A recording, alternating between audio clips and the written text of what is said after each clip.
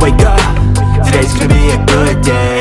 Hey everyone, I'm gonna show you how to make a chunky finger knit blanket. Now I'm using the Yarn Bee, which is from Hobby Lobby. It runs for $7.99, but usually they run 30% off. I mainly chose this yarn for the red color because I saw my mother-in-law have the same one and it was so pretty at Christmas time, so I wanted to make the same one. First off, you'll want to find the end of your yarn, and then you can start rolling it out a little bit, and we'll start with a slip knot, and that'll be the first loop in your chain. Now for the first row, I like to make my loops slightly bigger than what the rest of my blanket is going to be, just because as you work your way down, this will help prevent it from caving in and then having a wonky looking blanket. It'll help keep it even on all sides. So for my first row, I'm starting my chains about 3 inches big. Once you have your desired chain size, you can start threading the yarn through that first loop to create a second chain the same size. So since mine is 3 inches, I try to make the next chain 3 inches as well.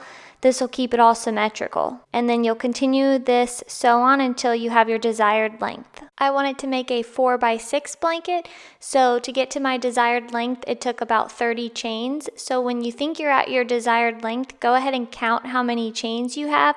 This will help you keep it symmetrical along the way, because as we build out the next rows, you'll want to make sure you have the 30 consistently. By counting your chains also helps you not miss any, so as you go along, if you know each row is 30, you won't drop any chains along the way. Once at your desired length, we'll start working on the first row.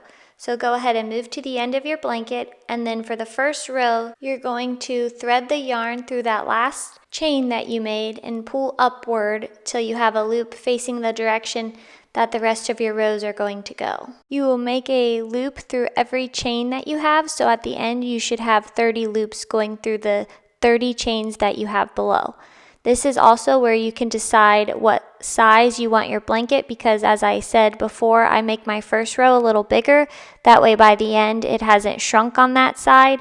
So now my loops are about 2 to 2.5 inches. I feel like that's good working amount for my hands, so the rest of your loops should stay about that if you want a more symmetrical blanket. Like I said, I just make the first row a little larger, which was the 3 inches.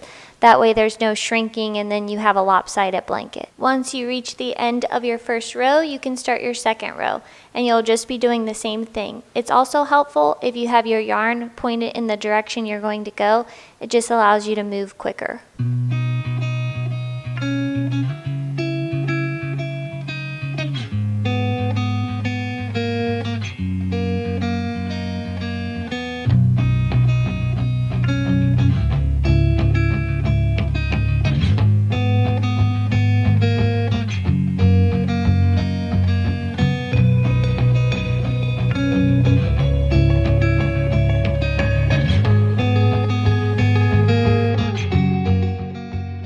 Run out of yarn and need to attach your next skein, tie them in a knot together. This is not my favorite way, but I just did it this way for this video. So you'll just tie a knot, and then you'll tie a second knot into that and pull as tight as you can. Once you have them pulled tightly and know that they're not going to separate, go ahead and cut off any excess if you have any. Just make sure not to cut too close to the knot, because then it could still come undone. If you're not into having a knot in your blanket, they're really honestly not that noticeable, but sometimes I don't like them in my blankets just because I can see them.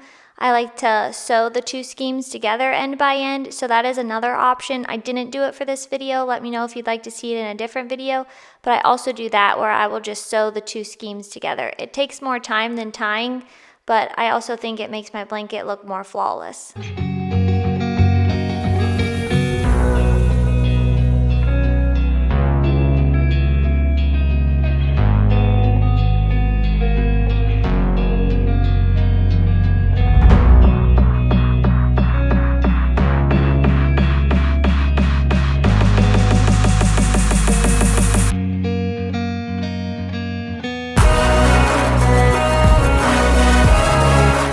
When you are ready to finish your blanket, make sure you have 2 to 3 feet of yarn left. This is because you are going to make your last row larger than the previous, kind of like the first row where you're back to like the 3-inch loops. This is because you're going to tie them into each other and it'll end up making your final chain.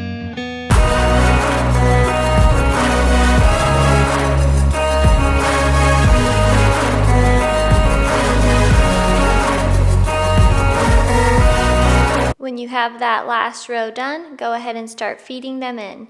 So you'll put one loop through the next and grab on and keep feeding it till you make it to the other end of your blanket. Once you're at the other end, go ahead and put that last little bit through that last loop and then just go ahead and sew it on. For this blanket, I used 8 skeins.